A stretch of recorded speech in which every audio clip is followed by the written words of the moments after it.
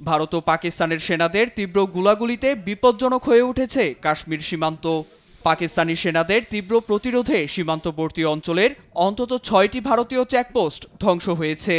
শুক্রবার নিয়ন্ত্রণ রেখায় ভারতের উস্কানিমূলক গুলির জবাবে এই প্রতিরোধ গড়ে তোলা হয় বলে সিএনএনকে নিশ্চিত করেছে পাকিস্তানের সামরিক বাহিনী।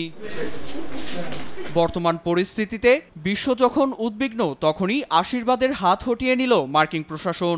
দুই পারমাণবিক ক্ষমতাধর প্রতিবেশী দেশের সংঘাত যুক্তরাষ্ট্রের কোনো বিষয় নয়। ফক্স নিউজের এক সাক্ষাৎকারে মার্কিন প্রেসিডেন্ট জেডি ভান্স বলেন, সাধারণত যুক্তরাষ্ট্রের মাথা ব্যথা না থাকলেও এই সংঘাত নিরসন দেখতে চান প্রেসিডেন্ট ট্রাম্প।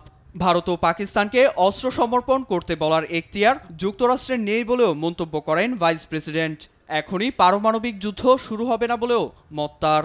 ভারত ও পাকিস্তানের মধ্যে সংঘাত আমাদের কোনো বিষয় নয়, তবু উত্তেজনা কমাতে তাদের উৎসাহিত করতে চেষ্টা করতে পারি, কিন্তু আমরা এমন কোনো যুদ্ধে জড়াতে চাই না যা আমাদের স্বার্থের সঙ্গে সম্পর্কিত নয় এবং যেখানে আমাদের কোনো নিয়ন্ত্রণও নেই।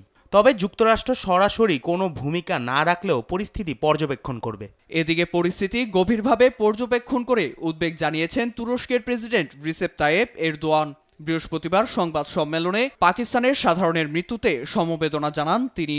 জম্মু কাশ্মীরদেকি বর্তমান পরিস্থিতি গুরুতর সংঘাতের রূপ নিতে পারে। মারণাস্ত্রের আঘাতে ইতোমধ্যেই পাকিস্তানের অনেকেই শহীদ হয়েছেন। সংলাপের মাধ্যমে এই সংঘাত নিরসনে আমরা কাজ করে যাচ্ছি। অপারেশন সিঁদুরের পর হামলা থেমে যাবে, এমনটাই প্রত্যাশা ছিল পাকিস্তানের। কিন্তু ভারতীয়দের চাপের মুখেই মোদী সরকার পূর্ণমাত্রার আগ্রাসনে যেতে চাইছে বলে মত পাকিস্তানের জাতীয় নিরাপত্তা বিশ্লেষক ও সাবেক এয়ার মার্শাল মাসুদ আক্তারের। অন্যদিকে নয়াদিল্লিতে শীর্ষ কর্মকর্তাদের সঙ্গে আলোচনায় দুদেশকে সংযত থাকার আহ্বান জানিয়েছেন ইরানের পররাষ্ট্রমন্ত্রী আব্বাস আরাকচি।